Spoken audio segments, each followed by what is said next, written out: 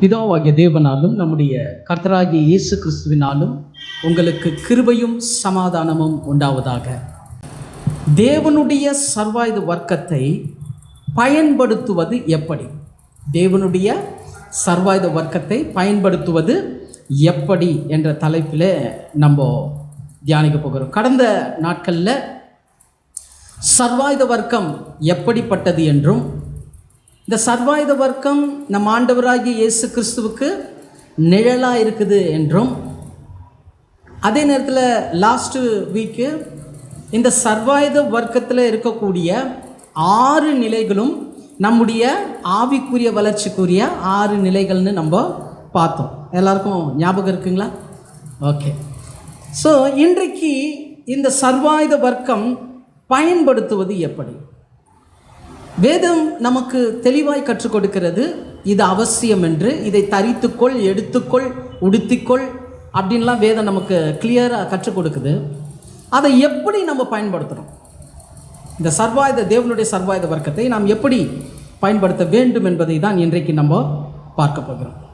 பாருங்கள், மெயினாக இந்த தேவனுடைய சர்வாயுத வர்க்கத்தை பயன்படுத்துவதினாலே ஏன் பயன்படுத்தணும்னு பவுல் சொல்லியிருக்கிறார்னா, 2 மாற்றங்கள் நமக்குள்ளே வரணும்.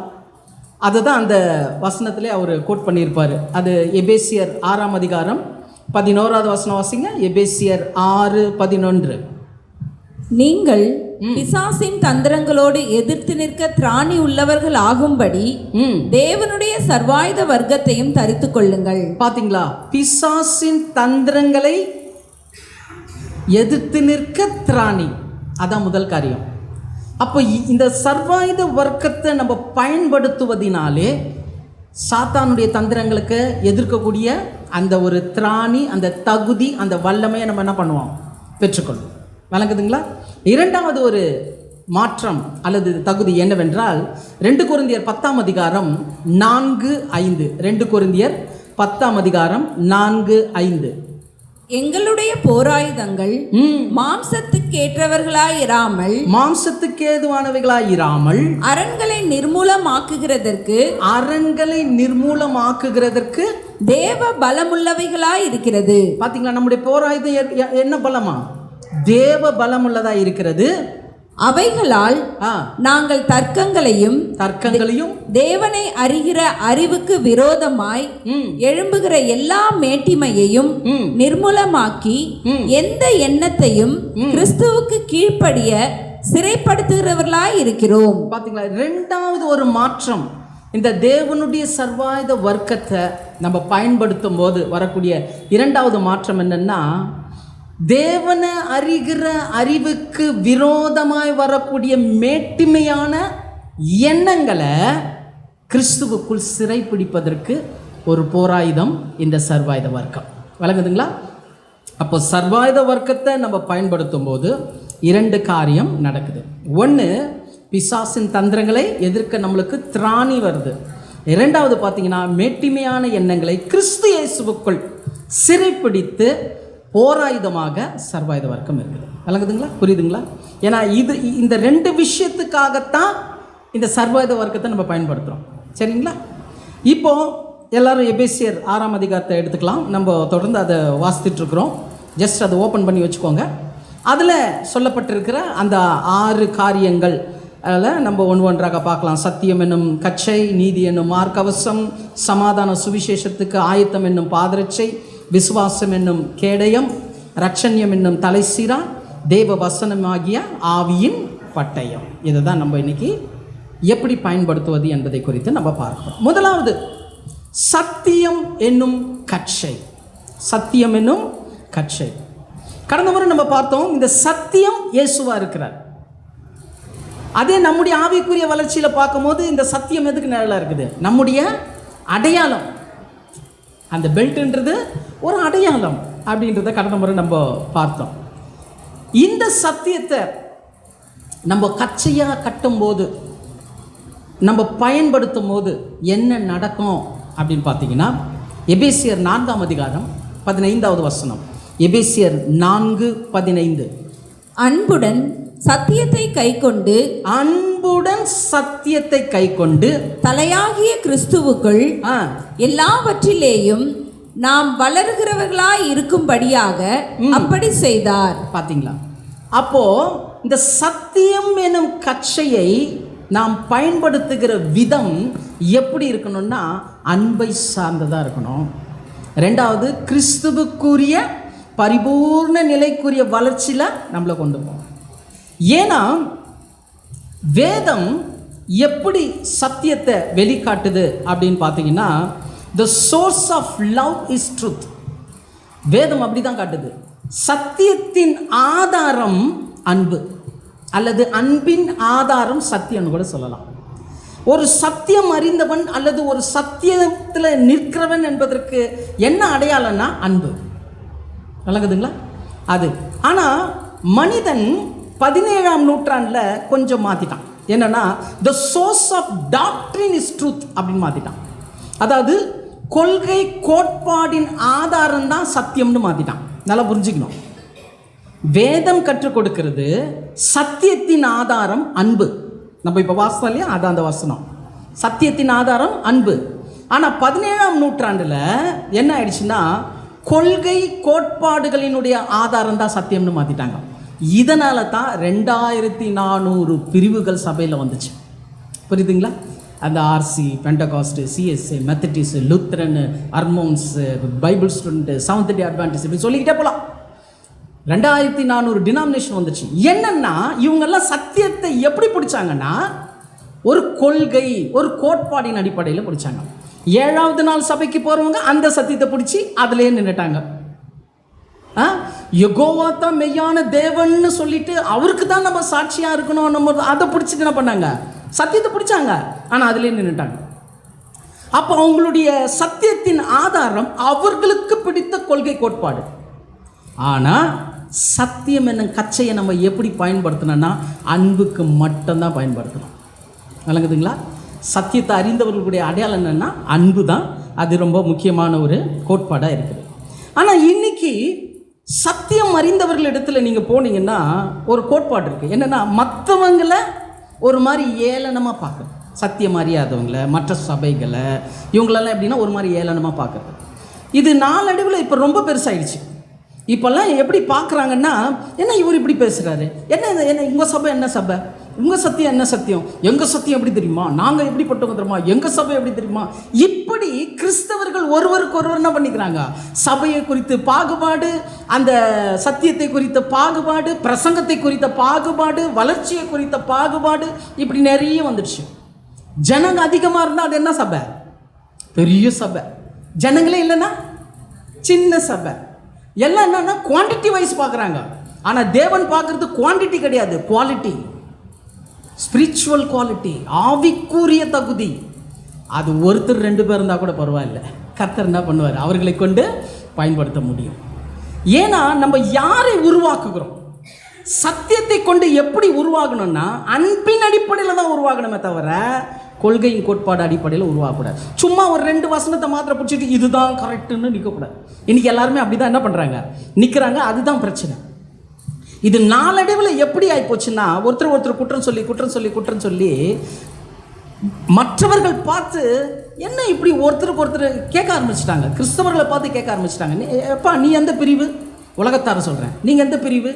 சில இடங்களில் நம்ம செய்தி கொடுக்க போனாலே நீங்கள் எதை சார்ந்தவங்க, எடுத்த கேள்வி அதுதான், நீங்கள் யார், நீங்கள் எதை சார்ந்தவங்க. ஒரு முறை 10:30 மணிக்கு பாஸ்டர் ஒருத்தர் ஃபோன் பண்ணார். காலையில் அவர் சபையில் நான் பேசணும், நைட்டு 10:30 மணிக்கு ஃபோன் பண்ணுறாரு, நீங்கள் எந்த டினாமினேஷனுங்க. ஆனால் உங்களுடைய செய்தியெல்லாம் பார்த்தேன், நீங்கள் எகோவான்றீங்க, ஒருவேளை எகோவாவின் சாட்சியா கேட்குறாங்க. ஏன் ஆயிடுச்சு, கொள்கை கோட்பாடில் சத்தியம் அதன் அடிப்படையில் போயிடுச்சு. அன்பின் அடிப்படையில் வரணும். நல்லா தெரிஞ்சுங்க. இப்போது சத்திய வளர்ச்சின்றது இந்த அன்பின் அடிப்படையில் இருந்துச்சுன்னா நம்ம மற்றவங்கள பார்த்து குறை சொல்ல மாட்டோம், மற்றவங்கள பார்த்து கண்டிப்பாக குறை சொல்ல மாட்டோம். எல்லாமே அறியாமை தான், எல்லாமே ஒரு அறியாமை, ஒரு புரிதல் இல்லை, தெரிதல் இல்லை, தேடுதல் இல்லை. மெயினாக தான் தேடுதல் இல்லை. அப்போது ஒரு +2 ஸ்டூடெண்ட்டு ஒரு ஃபஸ்ட் ஸ்டாண்டர்ட் ஸ்டூடெண்ட்டை பார்த்து என்ன எப்படி இருக்கிறீங்க, உங்களுக்கு இவ்வளோ தெரியலையே அப்படின்னா அது நியாயமா, அநியாயமா? +2 ஸ்டூடெண்ட்டு ஃபஸ்ட் ஸ்டாண்டர்ட் ஸ்டூடெண்ட்டை பார்த்து என்ன உனக்கு ஒன்றுமே தெரியலன்னு சொன்னா அநியாயம். புரியுதுங்களா?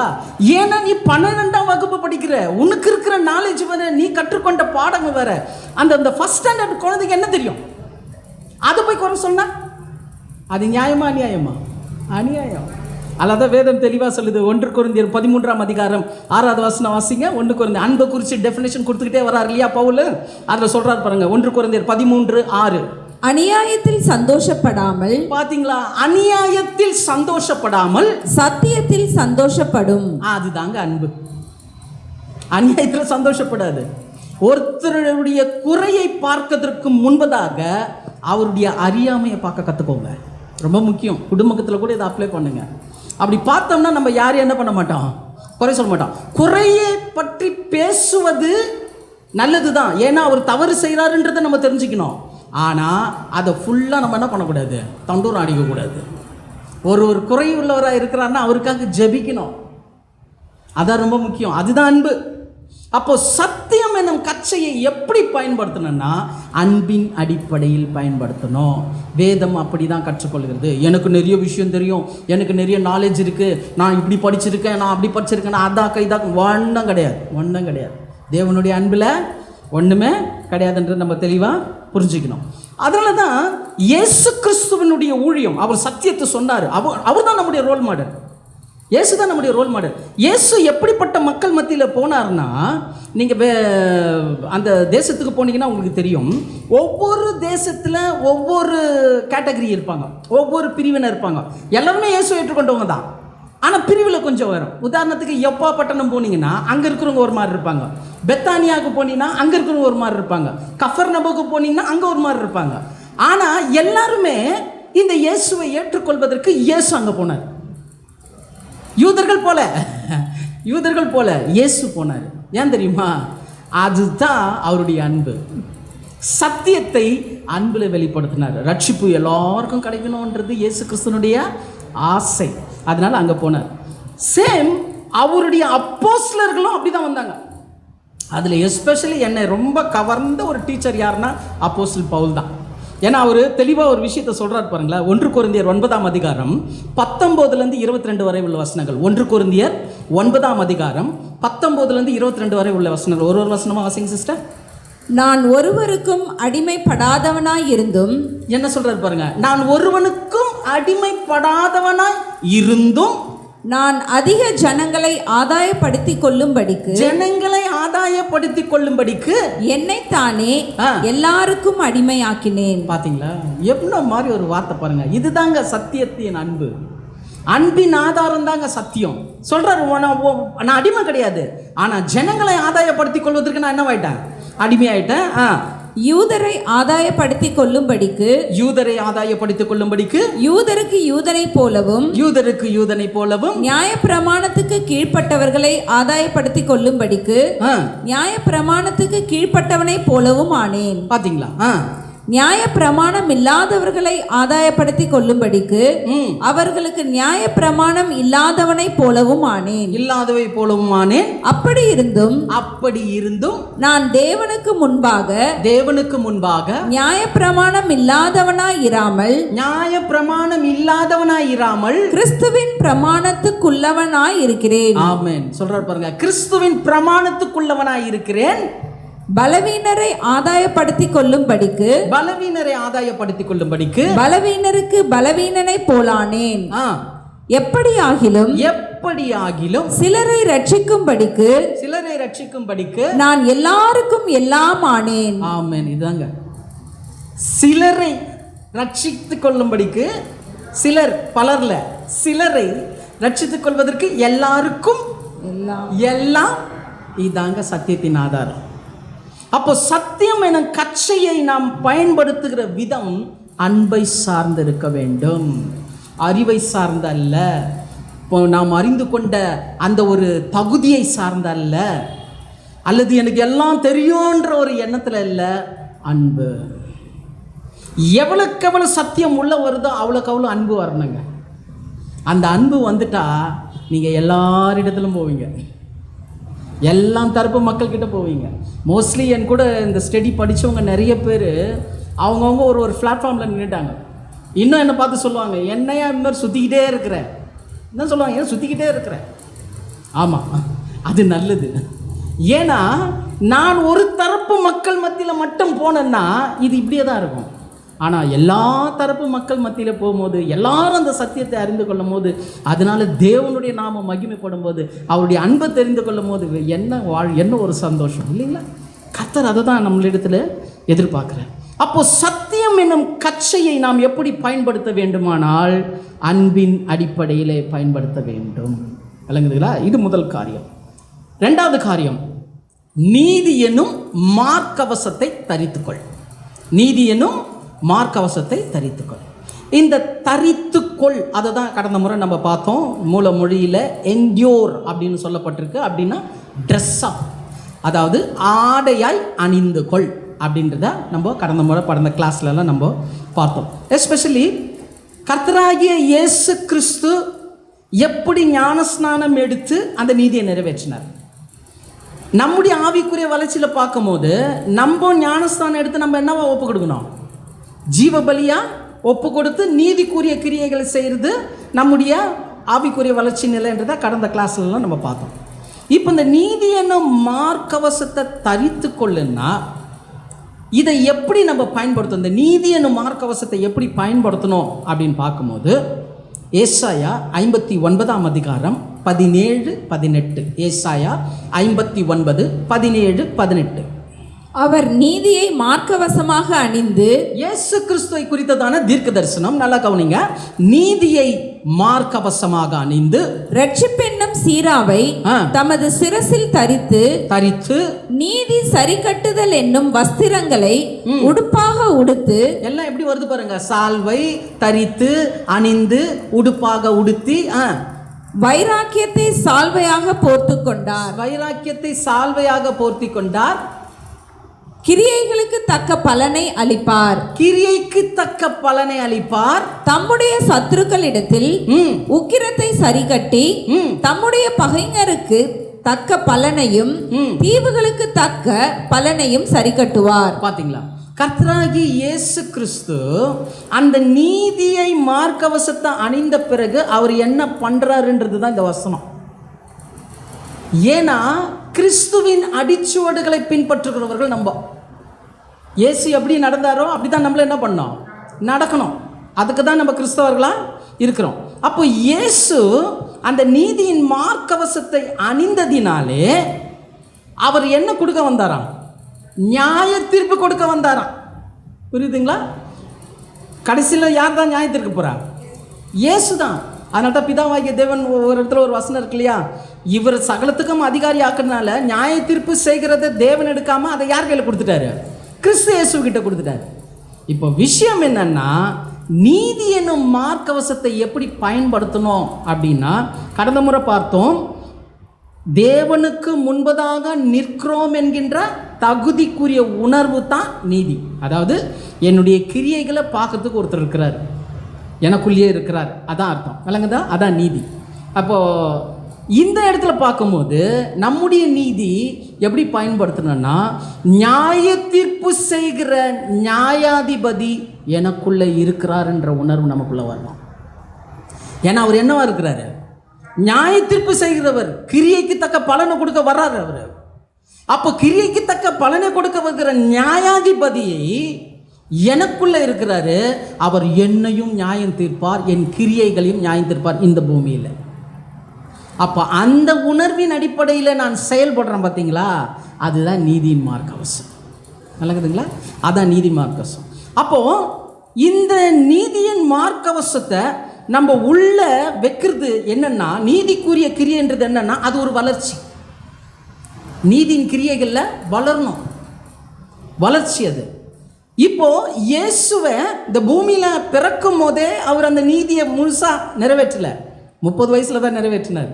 கடந்த முறை அதான் பார்த்தோம் இல்லையா? 30 வயசில் நிறைவேற்றினார். அதுக்கு முன்னாடி கதைகள் வேற, அது பார்க்கலாம். அந்த 30 வயசில் அவர் நிறைவேற்றார். வளர்ச்சிக்குள்ளே வந்த பிறகு அந்த 30 வயசில் நிறைவேற்றார். அப்படியே நீதியின் மார்க்கவசத்தை நம்ம அணியும் போது நம்மளும் அந்த நீதிக்குள்ளே வளரணும். அந்த வளர்ச்சி எப்படி இருக்கணும்னா, அது வளர்ச்சியினுடைய முதிர்ச்சி நிலை எப்படி இருக்கணும்னா, ரோமர் 5ஆம் அதிகாரம் 17வது வசனம். ரோமர் 5:17. அல்லாமலும் ஒருவனுடைய மீறுதலினாலே அந்த ஒருவன் மூலமாய் மரணம் ஆண்டு கொண்டிருக்க, மரணமான ஆதாமை பத்தி சொல்றாங்க. ஒருவன் மூலமாக அந்த மீறுதலினாலே மரணம் ஆண்டு கொண்டிருக்க, கிருபையின் பரிபூரணத்தையும், நல்ல கவனிங்க, கிருபையின் பரிபூரணத்தையும் நீதியாகிய ஈவின் பரிபூரணத்தையும், நீதியின் பரிபூரணத்தையும் பெறுகிறவர்கள் இயேசு கிறிஸ்து என்னும் ஒருவராலே, ஆமென், இயேசு கிறிஸ்து என்னும் ஒருவராலே ஜீவனை அடைந்து ஆளுவார்கள் என்பது அதிக நிச்சயமா. எத்தனை பேர் ஆமென் சொல்றீங்க? அப்ப நீதியின் வளர்ச்சி எதுக்குன்னா, நமக்கு ஆளுகையை கொடுக்கிறதுக்கு. இந்த பூமியில, இந்த பாவம் நிறைந்த பூமியில, நாசம் நிறைந்த பூமியில நியாயாதிபதி எனக்குள்ள இருக்கிறாருன்னு நம்ம ஜீவிக்கிற ஜீவியத்தான் நீதி. இப்படி நம்ம நீதியை செய்யும் போது முடிவு என்ன தெரியுமா? ராஜ்யத்தை கொடுக்குறாரு. ஆனால் தான் பார்த்தீங்கன்னா பேதுரு ஒரு இடத்துல கேட்பார் இயேசு கிறிஸ்துவை, எல்லாத்தையும் விட்டுட்டு வந்தோமே, எங்களுக்கு என்ன கிடைக்கும் கேட்குறாருல. அது வாசிங்க, மத்தேயு 19ஆம் அதிகாரம் 28வது வசனம். மத்தேயு 19:28.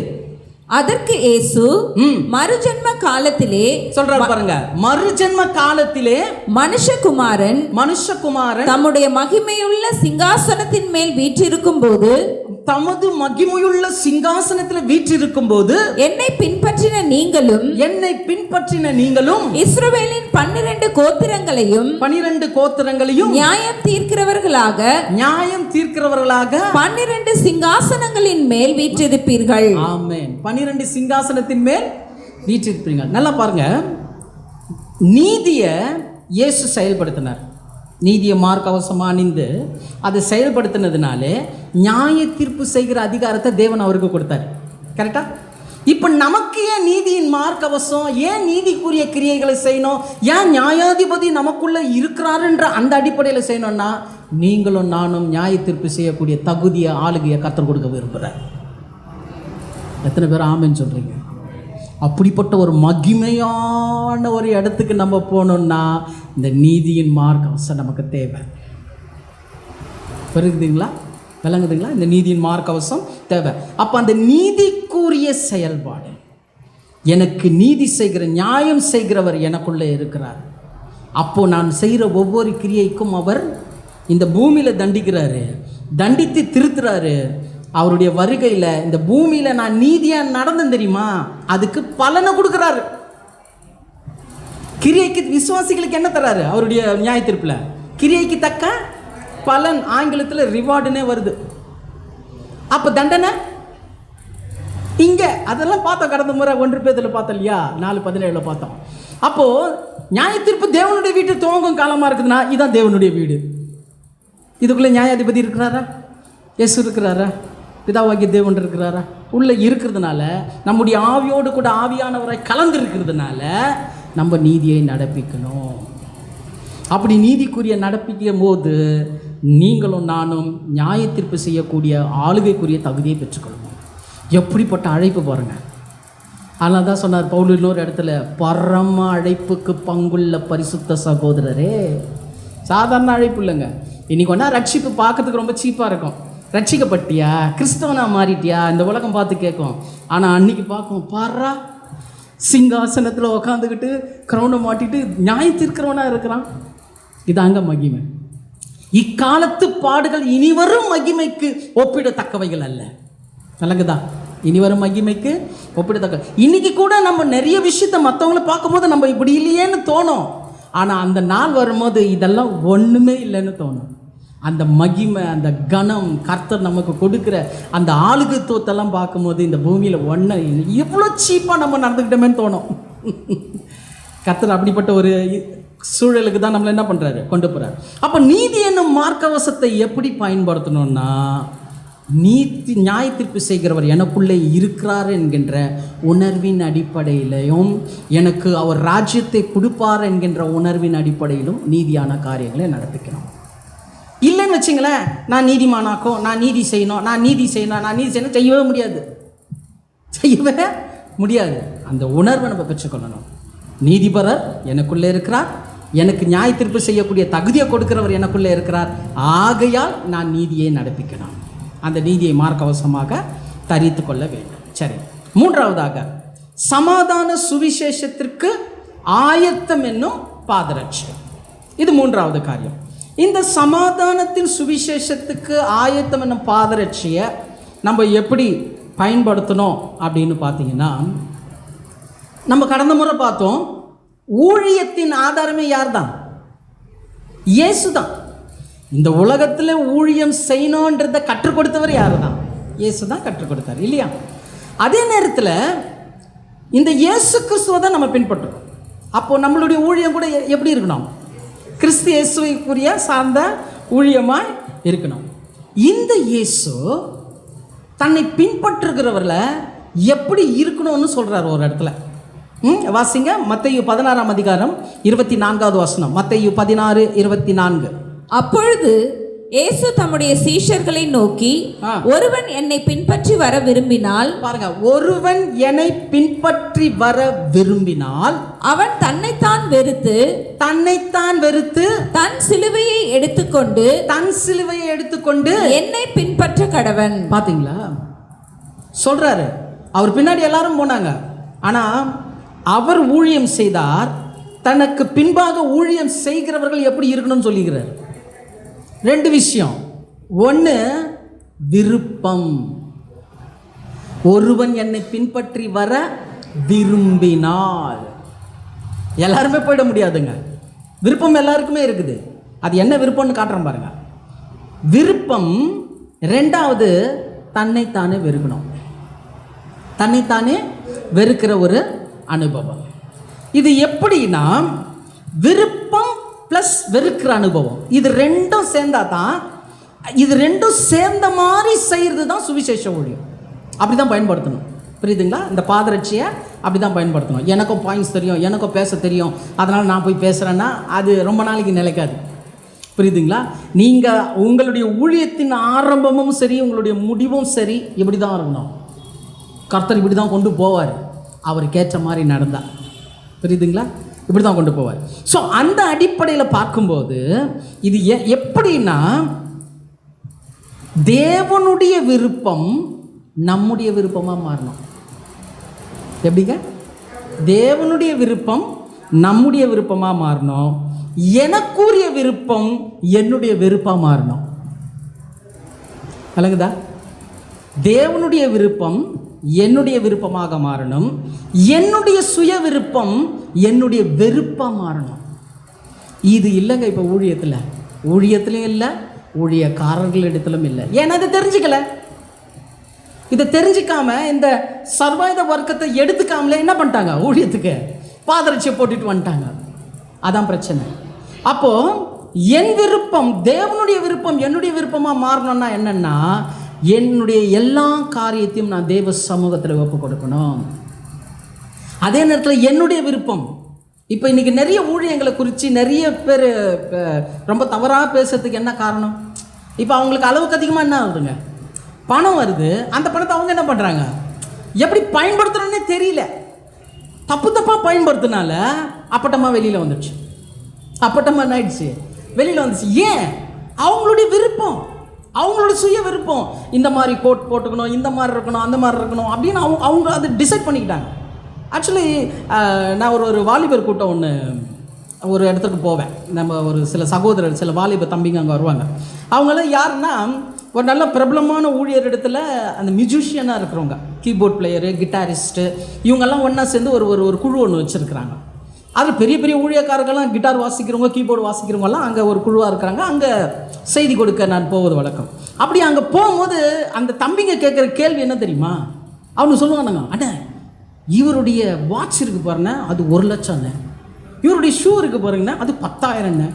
இவர் போட்டிருக்கிற கோட்டு, ஒரு வாரமும் இவர் வாங்குகிற கோட்டு இவ்வளோ ரேட்டு, இப்போ போட்ட கலர் அப்புறம் போடுறதில்ல, இப்படி வாங்குறாரு, இப்படி வாங்குறாங்க, அப்படி இப்படி இப்படின்னு சொல்லும் போது சொல்லிட்டு கடைசியில் ஒன்று சொல்லுவாங்க, அதே சபையில் எவ்வளோ விதவைங்க இருக்கிறாங்க, எவ்வளோ திக்கற்ற பிள்ளைங்க இருக்கிறாங்க, அந்த பிள்ளைங்களுக்கு ஃபீஸ் கூட கட்ட முடியல, அந்த மாதிரியெல்லாம் இருக்குது. ஆனால் இவ்வளோ பணம் வருது தங்களுக்குன்னு சொல்கிறாங்களே, இது சரியா?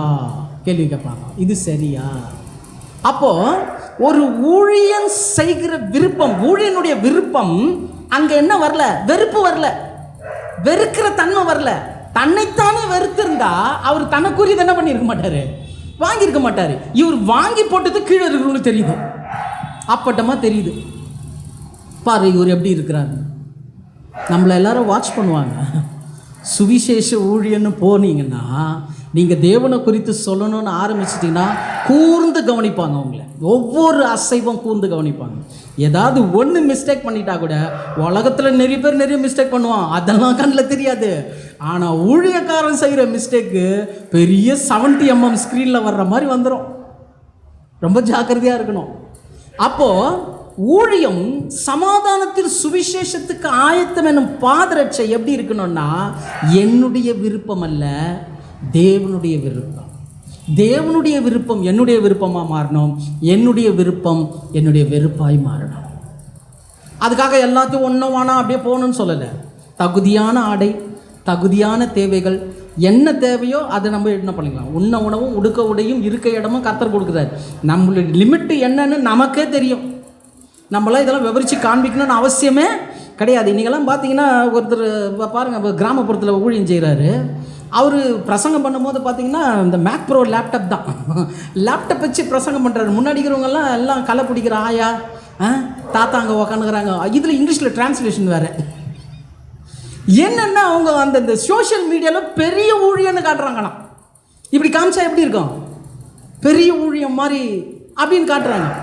ஆனால் அந்த இடத்துக்கு போனால் தான் தெரியுது, முன்னாடி உக்காந்துக்கிறதெல்லாம் வேர்க்கல்ல பிடுங்குறாள். இந்த மாதிரி ஆளுங்களை உட்கார வச்சு அந்த மாதிரி தேவையில்லாத ஒருத்தர்கிட்ட போய் ஒரு சின்ன விஷயத்தை ஒரு கேள்வி கேட்டால் அவங்களுக்கு தெரியல. எல்லாம் எதுக்கு வராங்கன்னா, ஐயா தலை மேலே கை வச்சு ஜெபம் பண்ணுவார், அதுக்காக வரோம். வந்து தலை மேலே கை வச்சு ஜெபம் பண்ணி போயிடுது, அவ்வளோதான். ஐயா என்ன பேசுகிறாரு, ஐயா என்ன பண்ணுறாரு, ஒன்றா நம்மளுக்கு தேவையில்லை, தலையில் ஜெபம் பண்ணால் போதும். எப்படிங்க ஊழியம் இதெல்லாம் எப்படிங்க?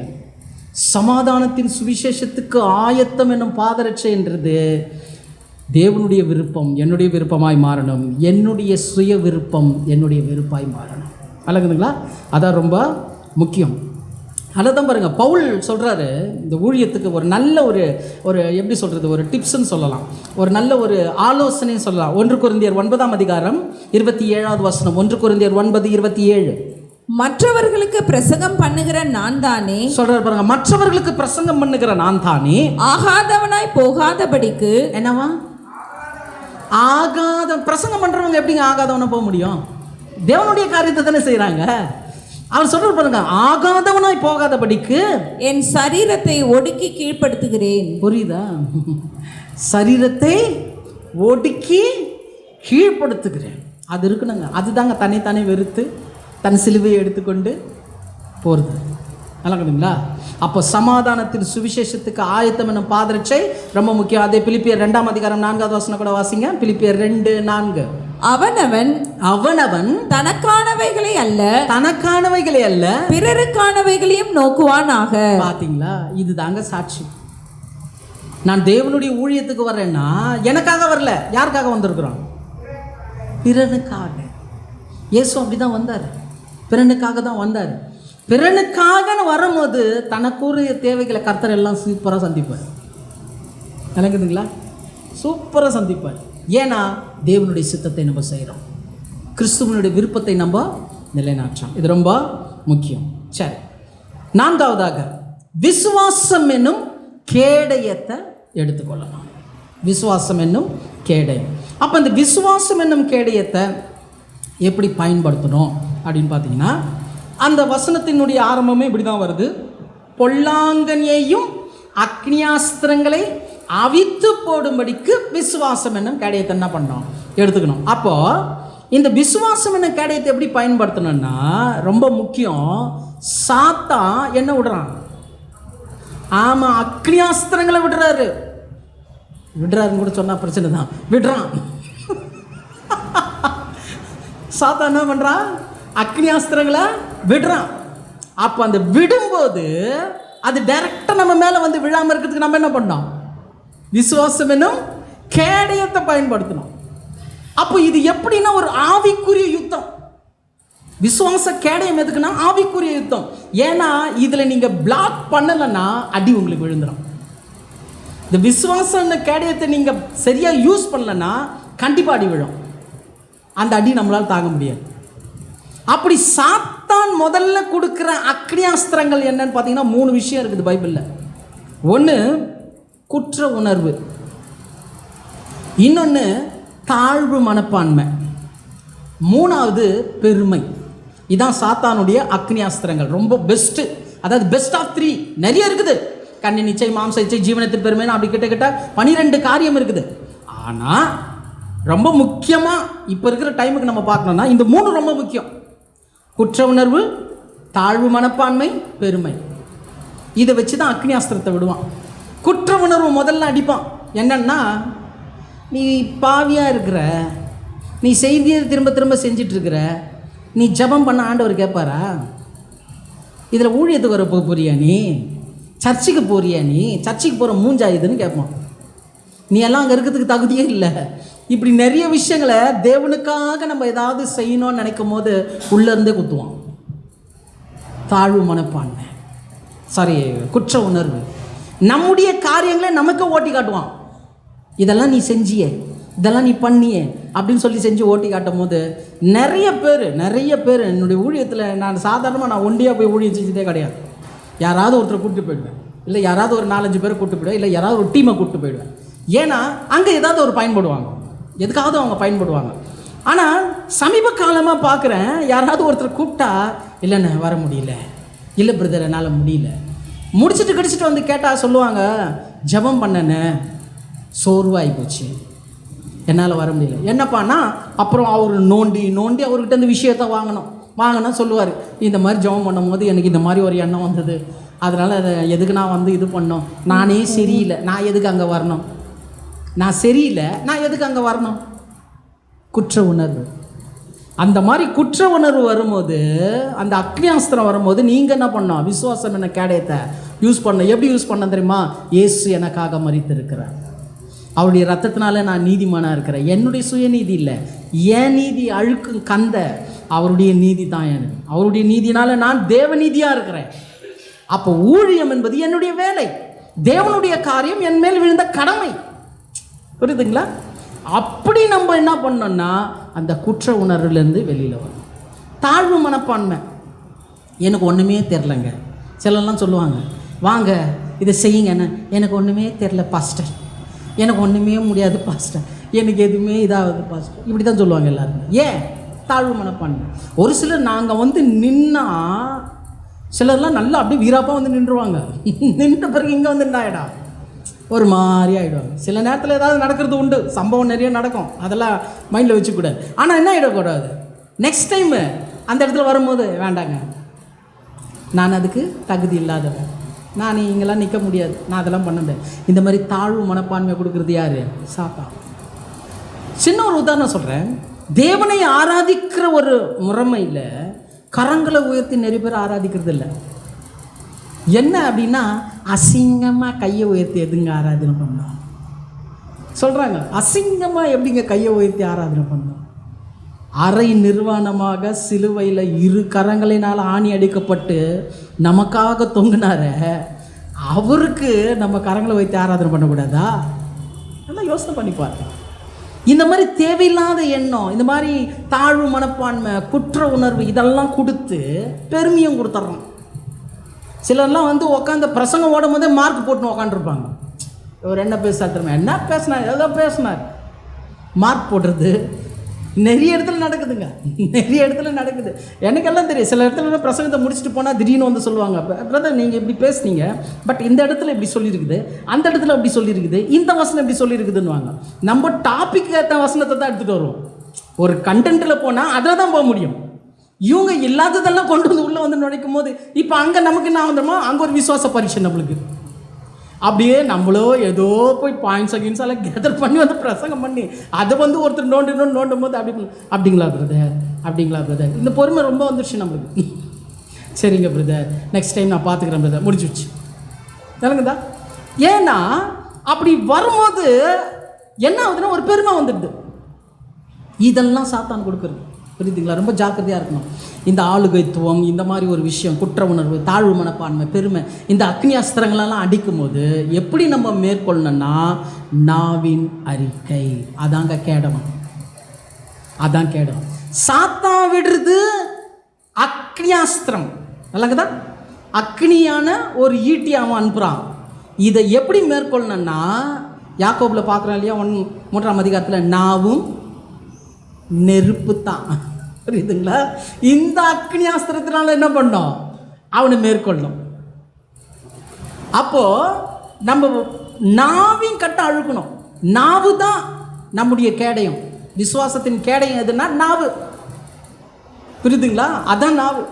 நீங்கள் எதிர்மறையான சூழ்நிலை வரும்போது நீங்கள் அதற்கு தேவனுடைய வசனத்தை வச்சு பேசணும். குறிப்பாக இந்த அறிக்கை செலுத்துறது 3 விதம் இருக்குதுங்க. சரீரத்தோடு பேசணும், இயற்கையோடு பேசணும், பிரச்சனையை பார்த்து பேசணும். இந்த 3ஐயும் இயேசு செஞ்சார். 3ஐயும் பார்த்து இயேசு என்ன பண்ணார், செஞ்சார். சரீரத்தோடு பேசணும், இயற்கையோடு பேசணும், பிரச்சனையை பார்த்து பேசணும். சரீரத்தில் ஒரு வியாதி இருக்குதா, தாக்கம் அதிகமாக இருக்குதா, இந்த வியாதி இயேசுவின் தழும்பு உண்மை என்றால் இது என்னை மேற்கொள்ளாது. சொல்லி பாருங்கள். நிறைய பேர் வியாதியை வெறுக்க தெரியும், வியாதியை வெறுக்க தெரியும், எதிர்க்க தெரியாது. நல்லா புரிஞ்சுங்க. வியாதியை வெறுக்கிறது ஒரு அனுபவம், வியாதியை எதிர்க்கிறது இன்னொரு அனுபவம். அதுதான் விசுவாசம் கேடாகும். என்ன வேணா யார் வேணா எதை வேணா சொல்லிக்கிட்டோம், டாக்டர்ஸ் என்ன வேணா சொல்லிக்கிட்டோம், பெரிய மருத்துவர் நம்மோடு கூட இருக்கிறார். சூழ்நிலை இருக்கும்போது சொல்லுங்கள், எனக்கு இந்த நாளில் ஜீவனை கொடுத்தவர், ஜீவனின் அதிபதியானவர் என் கூட இருக்கிறார். அவர் எவ்வளோ நாள் எனக்கு வச்சிருக்கிறாரோ அவ்வளோ நாள் நான் ஓடுவேன். என் ஓட்டத்தை யாரும் தடை செய்ய முடியாது. அதே நேரத்தில் அவர் எனக்கு வாமா ரெஸ்டடு, வாப்பா ரெஸ்டடுன்னு கூப்பிட்டா கண்டிப்பாக போய் தான் ஆகணும். புரியுதுங்களா? அப்போது இந்த சூழ்நிலையை நீங்கள் ஜெயிக்கணும்னா நாவின் அறிக்கை ரொம்ப முக்கியம். எல்லாத்தையும் பார்த்து, கடனை பார்த்து பேசுங்க. கடனை வட்டி கட்டிகிட்டே இருக்கிறீங்களா, அடுத்த முறை வட்டி கட்டும் போது அறிக்கைட்டு கொடுங்க. இது உலக சாபம், இந்த சாபத்துக்கும் எனக்கும் சம்மந்தம் இல்லை. தேவனே, இந்த சாபம் என்னை விட்டு நீங்கும்படி எனக்கு உதவி செய்யுங்க சொல்லிட்டு ஜெபம் பண்ணிட்டு கொடுங்க. புரியுதா? உங்கள் வீட்டில் இருக்கிற பர்ஸு மேலே கை வச்சு ஜெபம் பண்ணுங்க. உங்கள் வீட்டில் இருக்கக்கூடிய அரிசி டப்பா மேலே கை வச்சு ஜெபம் பண்ணுங்க. நீங்கள் சொல்கிறது நடக்கும். 5 அப்பம் 2 மீன் 5000 பேருக்கு கொடுத்தவர் உங்களுக்குள்ளே இருக்கிறாரு. ஆமாம், கடன் வாங்க மாட்டாய் கடன் கொடுப்பாயின்னு இருக்குதுல்ல. முதல்ல கடன் கொடுக்கணும்னா கடன் வாங்காமல் இருக்கணும். அப்போ கடன் வாங்குறது நம்ம செஞ்ச ஒரு தப்பு, தெரியாமல் ஏதோ ஒரு விஷயத்தில் வாங்கிட்டோம். ஆனால் கடன்ன்றது தேவனுடைய அகராதியில் கிடையாது. ஆனால் அதில் அவஸ்தைப்படுறோம்ல. இப்போ அதுலேருந்து நம்ம வெளியில் வரணும்னா அறிக்கை இடுங்க. ஏன் இவ்வளோ ஓப்பனாக சொல்கிறேன்னா, கிட்டத்தட்ட பல லட்சங்கள் கடனில் இருந்து வெளியில் வந்தவன் நான். எப்படி வெளியில் வந்தேன்னா அறிக்கையினால தான். அறிக்கையினால தான். இந்த அறிக்கை இல்லைன்னா கடன்லேருந்து வெளியில் வர முடியாது. எவ்வளோ முயற்சி பண்ணோம், அறிக்கையினால் மட்டும்தான் கடன்லேருந்து வெளியில் வர முடியும். பிரசங்கிப்பது நோட்ஸு கிடையாது, அனுபவம். விளக்குதுங்களா? அனுபவம் தான் பிரசங்கமாக மாறுது. ஏன்னா அவர் அனுபவிக்கிறோம், அனுபவிச்சதுனால அனுபவத்தை பகிர்ந்து கொள்ளுகிறோம். சரியா? சரி, ஓகே. அப்போது சமாதான விசுவாசம் என்னும் கேடயம்ன்றது நம்முடைய விசுவாச அறிக்கை. அதை சரியான நேர்த்தியாக நம்ம என்ன பண்ணோம், அதை பயன்படுத்தணும். 5வதாக ரட்சண்யம் என்னும் தலைசீரா. ரட்சண்யம் என்னும் தலைசீரா.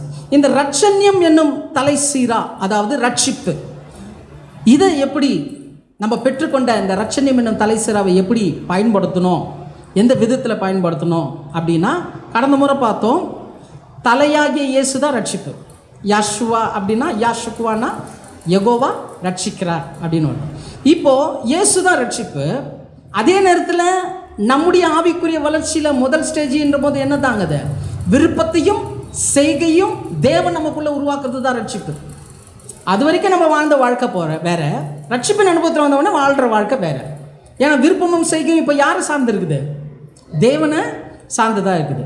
அப்போது இந்த ரட்சிப்புன்றது என்னும் தலைசிராவை நம்ம எப்படி பயன்படுத்தணும் அப்படின்னா, 1 தெசலோனிக்கேயர் 5ஆம் அதிகாரம் 8-9 வசனத்தை வாசிக்கலாம். 1 தெசலோனிக்கேயர் 5:8-9. பகலுக்குரியவர்களாகிய நாமோ, எப்படி சொல்ற பாருங்க, பகலுக்குரியவைகளாகிய நாமோ தெளிந்தவர்களாய் இருந்து விசுவாசம், அன்பு என்னும் மார்க்கவசத்தையும் ரட்சிப்பின் நம்பிக்கை என்னும் தலை சீராவையும் தரித்து கொண்டிருக்க கடவோம். பாத்தீங்களா, ரட்சிப்பின் நம்பிக்கை என்னும் தலை சீரா, அதான் முக்கியம். ரட்சிப்பின் நம்பிக்கை என்னும் தலை சீரா. அப்போ ரட்சண்யம் என்னும் தலை சீராவை எப்படி பயன்படுத்தணும்? இந்த ரட்சிப்பை எப்படி பயன்படுத்தணும்னா, ஒவ்வொரு நாளும் நம்முடைய நம்பிக்கை ரட்சிப்பை சார்ந்திருக்க வேண்டும். ரட்சிப்புன்றது ஒரு சம்பவம் இல்லை, ஏதோ ஒரு காலத்தில் நடந்து முடிஞ்சது இல்லை. அந்த ரட்சிப்பு, அதுக்குரிய நம்பிக்கையை ஒவ்வொரு நாளும் நம்ம அப்ளை பண்ணோம். எப்படி அப்ளை பண்ண முடியும்? அதை எப்படி நம்ம இது பண்ணோம்? அதுக்கு தான் தலைக்கு கொடுத்துட்டாங்க. ஹெல்மெட் ரொம்ப முக்கியம் இல்லையா? பைக்கில் போனால் கம்பல்சரி ஹெல்மெட் முக்கியம். அந்த மாதிரி ஒவ்வொரு நாளும் நம்ம ஏஞ்சிக்கும் போது ஹெல்மெட்டை மாட்டிக்கணும். ரட்சிப்பின் நம்பிக்கைக்குள்ளே வரணும். இந்த ரட்சிப்பின் நம்பிக்கைனா என்ன அப்படின்னு பார்த்தீங்கன்னா, அதில் வாசிங்க சிஸ்டர், 9வது வசனம் வாசிட்டீங்களா? தேவன் நம்மை கோபாக்கினைக்கென்று நியமிக்காமல், நல்லா கவனிங்க, ரட்சிப்பின் நிச்சயம் என்ன? கோபாக்கினைக்கென்று நியமிக்காமல் நம்முடைய கர்த்தராகிய இயேசு கிறிஸ்து மூலமாய் ரட்சிப்படைவதற்கென்று நியமித்தார். ஆமென். இதாங்க ரட்சிப்பின் நிச்சயம். நம்ம தேவனுடைய கோபாக்கினைக்கு உட்படாமல் கர்த்தராகிய இயேசு கிறிஸ்து மூலமாக ரட்சிப்பு காப்பாற்றப்படுகிறது தான் ரட்சிப்பின் நிச்சயம். அப்போ ஒவ்வொரு நாளும் இந்த ரட்சிப்பின் நிச்சயம்ன்றது என்ன? நான் தேவனுடைய கோபாக்கினைக்கு நீங்களாக்கப்பட்டிருக்கிறேன். இதான் ரட்சிப்பின் நிச்சயம். புரியுதுங்களா? தேவனுடைய கோபாக்கினைக்கு நீங்களாக்கப்பட்டிருக்கிறேன். தேவன் எப்படிப்பட்டவர்ன்றதை பழைய ஏற்பாடு தான் சாட்சி. அப்படிப்பட்ட ஒரு சாபத்துக்கு, அப்படிப்பட்ட ஒரு கோபாக்கினைக்கு நம்ம போகாதபடிக்கு கர்த்தராகி இயேசு கிறிஸ்து மூலமாக நம்ம ரட்சிக்கப்பட்டிருக்கிறோம். அப்போ இயேசு கிறிஸ்து மூலமாய் வந்த ரட்சிப்பு என்பது என்ன? ஒவ்வொரு நாளும் நான் தேவனுடைய கோபாக்கினருக்கு நீக்கலாக்கப்பட்டிருக்கிறேன்ற அந்த ரட்சிப்பின் நிச்சயத்தோடு நான் எழுந்திருக்கணும். ஒரு நாள் துவக்கமோ முடிப்போம் ரட்சிப்பு இருக்கணும். ரட்சிப்பை ஒவ்வொரு நாளும் என்ன பண்ணோம்? அறிக்கை செய்வது ரொம்ப முக்கியம். அப்போது ஏன் கோபாக்கினைக்கு நம்ம நீங்களாக்கப்பட்டிருக்கிறோம் அப்படின்னா, கோபாக்கினைக்கு ஒரு தகுதி இருக்குது. கோபாக்கினைக்கு ஒரு தகுதி. இப்போது ஒரு மரண தண்டனை கைதிக்கு எதனால் மரண தண்டனை கொடுக்குறாங்க? பாவம் இல்லை, அவர் மெயினாக கொலை பண்ணிட்டாரு. கொலை பண்ணதுனால அவருக்கு என்ன கொடுக்குறாங்க? மரண தண்டனை கொடுக்குறாங்க. அந்த மாதிரி ஆக்கினை தீர்ப்பு, கோபாக்கினைக்கு தகுதி இருக்குது. தேவனுடைய கோபாக்கினை வருதுன்னா எதை வச்சு வருதுன்னா, 4 காரியத்தில் வரும். 4 காரியம். ஓவரால் நீங்கள் பைபிள் ஆதியாகமத்திலிருந்து வெளிப்படுத்தல் வரைக்கும் பார்த்தீங்கன்னா, இந்த 4 விஷயம்தான் தேவனுடைய கோபாக்கினைக்கு ஆதாரம். 4 விஷயத்துக்கு தான் தேவனுடைய கோபாக்கினைக்கு ஆதாரமாக இருக்குது. 1 பாவம், இன்னொன்று குற்றம், 3வது மீறுதல், 4வது அக்கிரமம். நல்லாக்குதுங்களா? நல்லா கவனிங்க. முதல்ல என்னது? பாவம். 2வது குற்றம், 3வது மீறுதல், 4வது அக்கிரமம். 4 விஷயம். இப்போ இந்த 4 சேர்ந்து தான், 4 சேர்ந்தா அங்கே தேவனுடைய கோபாக்கினை வந்துடும். அங்கே தேவனுடைய கோபாக்கினை வந்துடும். பாவம் அப்படின்னா நம்ம முன்னாடியே பார்த்தோம். பாவம்ன்றது என்னது? கீழ்ப்படியாமை. புரியுதுங்களா? பாவம்ன்றது என்ன? த ரூட் ஆஃப் சின், கீழ்ப்படியாமை. அழகுதா? இப்போ கீழ்ப்படியாமை அப்படின்ற ஒரு பாவம் வந்துச்சுன்னா நெக்ஸ்ட்டு அந்த என்ன பண்ணாது? அந்த வேர்லேருந்து கனிகள் வரும். விளக்குதா? அதுதான் பாவங்கள்னு கடந்த முறை பார்த்தோம். அது குற்றம்னு சொல்கிறோம். புரியுதுங்களா? குற்றம்ன்றது என்ன? அந்த பாவத்தை செய்கிறது, பாவத்துக்குரிய காரியத்தை நம்ம செய்கிறது குற்றம். ஆனால் தான் இன்னைக்கு கூட நீதிபதிகள்லாம் என்ன சொல்கிறாங்க? குற்றவாளி. ஏன் சொல்கிறாங்க குற்றவாளி? அவர் செஞ்சிட்டாரு, ஏதோ ஒன்று நீதிக்கு அகேன்ஸ்டாக செஞ்சிட்டாரு, அதனால குற்றவாளி. நல்லங்கதா? அப்போ பாவம் என்பது கீழ்ப்படியாமை, குற்றம் என்பது அந்த பாவத்திலேருந்து நான் செய்கிற கிரியை, அதான் என்னது? குற்றம். இது எப்படின்னா பிரமாணத்துக்கு விரோதமாக செய்யுது. ஆதாமுக்கு தேவன் ஒரு பிரமாணம் கொடுத்தாரு, இதை புசிக்காத, இதை புசிக்கிறனால சாகவே சாவாய், பிரமாணம் மீறினானா செஞ்சு, அதான் குற்றம். புரியுதுங்களா? அப்போ பாவம் உள்ள வந்தோடனே குற்றம் வந்துடுச்சு. இப்போ அதே மாதிரி தேவனுடைய வசனத்தை நம்ம கேட்டுட்டு அதுக்கு எதிரடியாக நம்ம செஞ்சால் நம்ம யார்? இந்த வசனத்தின்படி குற்றவாளி. இது எப்படி நடந்ததுன்னா பாவன்ற கீழ்ப்படியாமல் உள்ள வந்ததுனால. கனெக்ஷன் பாருங்க. பாவம் என்கின்ற கீழ்ப்படியாமை உள்ள வந்தவுடனே நான் வசனத்துக்கு விரோதமாக செய்கிறது குற்றம். விளங்குதா? இந்த குற்றம் வந்த உடனே ரெண்டாவது இதில் பழகும்போது மீறுதல் வருது. இந்த மீறுதல்ன்றது என்ன தெரியுமா? சகோதர சகோதரிகளுக்கு விரோதமாக நம்ம செய்கிறது. ஒரு மனிதன் இன்னொரு மனிதனுக்கு விரோதமாக செய்கிறது தான் மீறுதல்.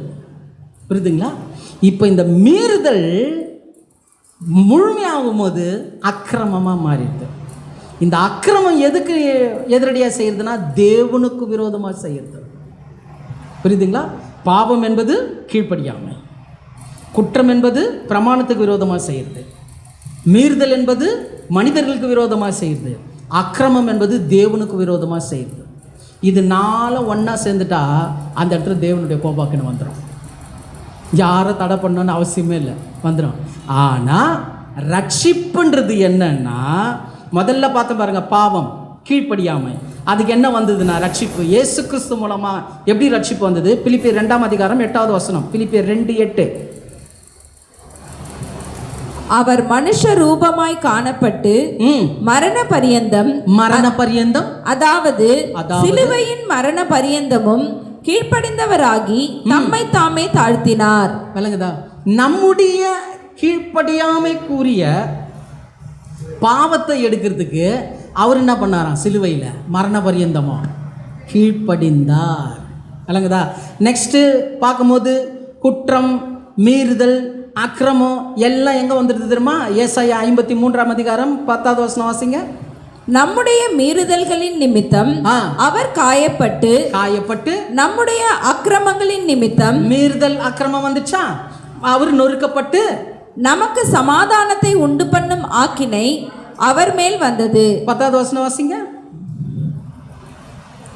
கர்த்தரோ அவரை நொறுக்க சித்தமாகி அவரை பாடுகளுக்கு உட்படுத்தினார். அவருடைய ஆத்துமா தன்னை குற்ற நிவாரண பலியாக ஒப்பு கொடுக்கும் போது வந்துச்சு பாருங்க. குற்ற நிவாரண பலியாக ஒப்பு கொடுக்கும் போது அவர் தமது சந்ததியை கண்டு நீடித்த நாளாய் இருப்பார். பாத்தீங்களா? வந்துருச்சுங்களா? நம்ம பார்த்த 4 விஷயம் வந்துருச்சு. பாவம், கீழ்ப்படியாமை. இயேசு என்ன பண்ணார்? நமக்காக கீழ்ப்படிந்தார் மரண பரியந்தமோ. அப்போ குற்றம்ன்றது இயேசு குற்ற நிவாரண பலியாக மாறினார். மீறுதல் அக்கிரமன்றது நம்முடைய மீறுதல் நிமித்தம், நம்முடைய அக்கிரமங்கள் நிமித்தம் அவர் நொறுக்கப்பட்டார். எத்தனை பேருக்கு விளங்குது? இப்போ இந்த 4 காரியமும் தேவனுடைய கோபாக்கின நமக்கு டைரெக்டாக வந்துடும். அப்போ யோசனை பண்ணி பாருங்கள், ஒவ்வொரு நாளும் இப்படிப்பட்ட தேவனுடைய கோபாக்கிலேருந்து நம்ம நீங்களாக்கப்பட்டிருக்கோம்னா யாரால் நீங்களாக்கப்பட்டிருக்கிறோம்? இயேசு கிறிஸ்து நமக்கு கொடுத்த ரட்சிப்பு. அதனால தான் ஒவ்வொரு நாளும் இந்த ரட்சிப்பின் நிச்சயம் ரொம்ப முக்கியம். சங்கீதக்காரன் ரொம்ப அற்புதமாக சொல்கிறார் பாருங்க. அந்த வசனம் வாசிங்களா? சங்கீதம் 116 12 13. சங்கீதம் 116 12 13. கர்த்தர் எனக்கு செய்த எல்லா உபகாரங்களுக்காகவும் அவருக்கு எண்ணத்தை செலுத்துவேன். ரட்சிப்பின் பாத்திரத்தை எடுத்துக்கொண்டு சொல்றார் பாருங்க. ரட்சிப்பின் பாத்திரத்தை எடுத்துக்கொண்டு கர்த்தருடைய நாமத்தை தொழுது கொள்ளுவேன். ஆமென். இதுதாங்க செய்யணும். ரட்சிப்பென்னும் தலை சீரா என்பது ரட்சிப்பின் நிச்சயம். இதை ஒவ்வொரு நாளும் நம்ம அனுபவிக்கணும். இந்த பாவம், குற்றம், மீறுதல், அக்கிரமத்தினால தேவன் நம்மை தண்டிக்காதபடிக்கு இயேசு கிறிஸ்து மூலமாய் வந்த ரட்சிப்பை அந்த நம்பிக்கையில், அந்த நிச்சயத்தில் ஒவ்வொரு நாளும் துவங்கணும், ஒவ்வொரு நாளும் முடிக்கணும். ரட்சிப்பு சாதாரணமான விஷயம் கிடையாதுங்க. விளங்குதுங்களா? அது நம்ம தெளிவாக புரிஞ்சுக்கணும். 6வதாக கடைசியாக பார்க்கிறோம், தேவ வசனம் எனும் ஆவியின் பட்டயம்.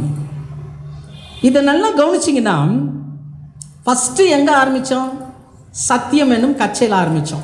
கடைசியில் எங்கே முடிக்கிறோம்? தேவ வசனம் என்னும் வசனத்தில் முடிக்கிறோம்.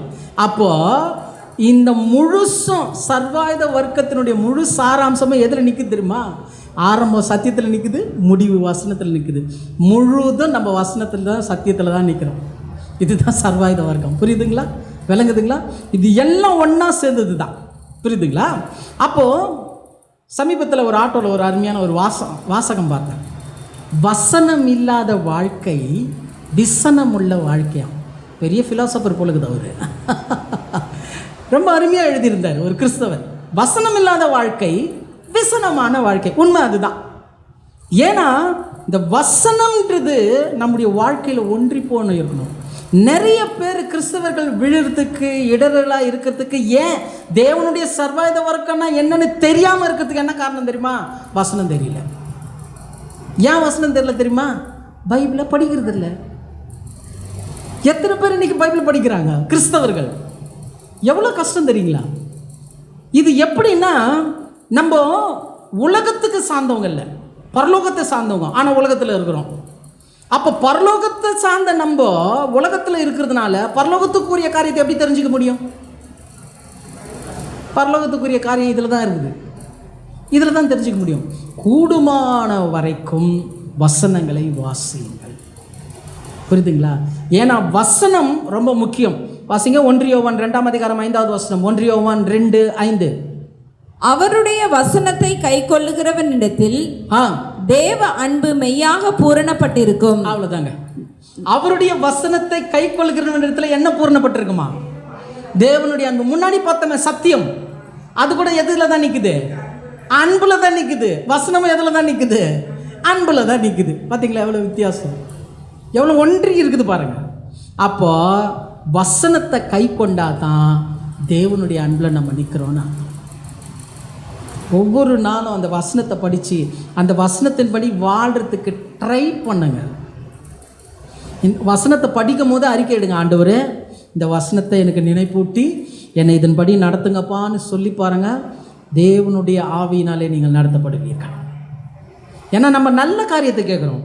எனக்கு ரோல்ஸ் ராய்ஸ் காரை கூட ஆண்டவரே, ஒரு 40,000 நகை கூட இல்லை, வசனத்துக்கு நான் நடக்கணும், எனக்கு அதுக்கு உதவி செய்யுங்க. புரியுதுங்களா? அப்போ அது ரொம்ப முக்கியம். அதனால தான் இந்த கச்சையும் சத்தியமும் வசனமும் ஒன்றோடு ஒன்று இணைஞ்சிருக்கும். ஏன்னா சத்தியத்தை எதுக்கு ஒப்பிட்டுருக்குறாங்க சொல்லுங்க? முன்னாடி பார்த்தோமே, சத்தியம் என்னும் பாதரட்சியா, கச்சை, சத்தியம் என்னும் கச்சை. தேவ வசனமாகிய ஆவியின் பட்டயம் எங்க இருக்கும் தெரியுமா? பட்டயம் எங்க வச்சிருப்பாங்க தெரியுமா? கச்சையில தான் வச்சிருப்பாங்க. நீங்க போலீஸ்மேன் எல்லாம் பார்த்தீங்கன்னா பெல்ட் போட்டிருப்பாங்க, அதிலே கன்று வச்சிருப்பாங்க, பார்த்துருக்கீங்களா? அப்போ பட்டயம் எங்க இருக்குது? சத்தியத்தில் தான் இருக்குது. அந்த பார்த்துருக்கீங்களா? அந்த போர் சேவர்களெல்லாம் நீங்கள் பார்த்தீங்கன்னா தெரியும், அந்த பெல்ட்டில் அந்த கச்சையோடு சேர்ந்து என்ன இருக்கும்? அந்த பட்டயம் வைக்கிற அந்த இடம் இருக்கும். புரியுதுங்களா? இது ரெண்டும் ஒன்று. புரியுதுங்களா? அதனால தான் ரெண்டு அன்பை சார்ந்து இருக்குது. சத்தியத்தை அன்பினால கை கொள்ளணும். வசனத்தை கை கொள்ளும் போது அன்பு, தேவ அன்பு நமக்குள்ள முழுமையாக வந்துடுது. பரங்குதுங்களா? முழுமையாக வந்தது. அதனால தான் யாக்கோபு சொல்கிறாரு, யாக்கோபு 1ஆம் அதிகாரம் 21-22. யாக்கோபு 1ஆம் அதிகாரம் 21-22. ஆகையால் நீங்கள் எல்லாவித அழுக்கையும் கொடிய துர்குணத்தையும் ஒழித்துவிட்டு உங்கள் உள்ளத்தில் நாட்டப்பட்டதாயும் உங்கள் ஆத்துமாக்களை ரட்சிக்க வல்லமை உள்ளதாயும் இருக்கிற. என்ன மாதிரி வார்த்தை? இதெல்லாம் பொறுமையாக வீட்டில் போய் படிச்சு பாருங்க, அவ்வளோ மகிமையான காரியம் இருக்குதா? வசனத்தை சாந்தமாய் ஏற்றுக்கொள்ளுங்கள். வசனத்தை சாந்தமாய் ஏற்றுக்கொள்ளுங்கள். அல்லாமலும் நீங்கள் உங்களை வஞ்சியாதபடிக்கு திருவசனத்தை கேட்கிறவர்களாய் மாத்திரமல்ல அதன்படி செய்கிறவர்களாயும் இருங்கள். ஆமென்.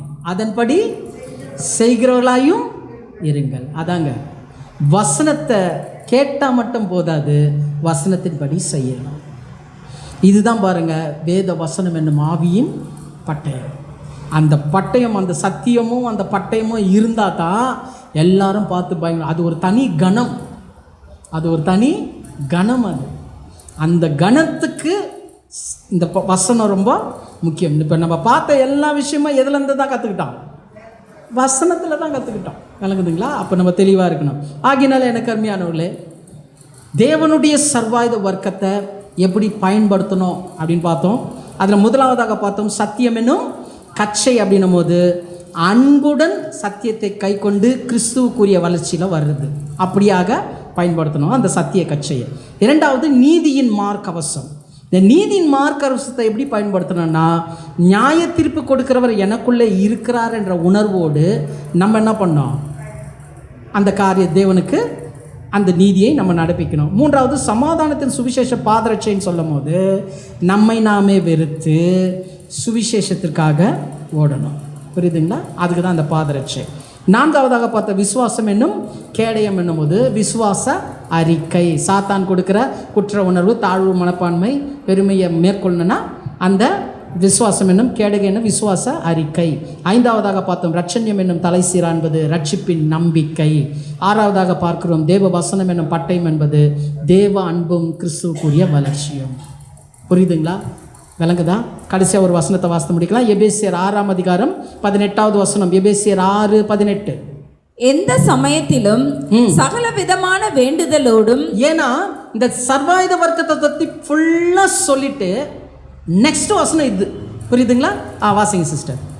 எந்த சமயத்திலும் சகல விதமான வேண்டுதலோடும். எந்த சமயத்திலும் சகல விதமான வேண்டுதலோடும் விண்ணப்பத்தோடும் ஆவியினாலே ஜெபம் பண்ணி அதன் பொருட்டு மிகுந்த மன உறுதியோடும் சகல பரிசுத்தவான்களுக்காகவும் பண்ணும் வேண்டுதலோடும் விழித்துக் கொண்டிருங்கள். இந்த சர்வாயுத வர்க்கத்தை பற்றி முழுசாக சொல்லிட்டு கடைசியில் எங்கே முடிக்கிறார்னா ஜெபத்தில் முடிக்கிறார். அங்கே ஜெபம் வருது, விண்ணப்பம் வருது, அதுக்கப்புறம் என்ன வர வேண்டுதல் வருது. புரியுதுங்களா? உறுதியோட ஆவியில் உறுதியோடு என்ன பண்ணணுமா? ஜெபம் பண்ணணுமா? இந்த காரியம் எப்படிப்பட்டது? விழிப்புள்ள ஜெபம். இந்த சர்வாயுத வர்க்கத்தை கொண்டு விழிப்புள்ள ஜெபம் என்னன்றது தேவனுக்கு சித்தமானால் வருகிற நாட்களில் நம்ம பார்க்கலாம். இப்பொழுது நாம் அனைவரும் எழுந்து நின்று ஒரு சிறு ஜெபத்தோடு கூட முடித்துக்கொள்ளலாம்.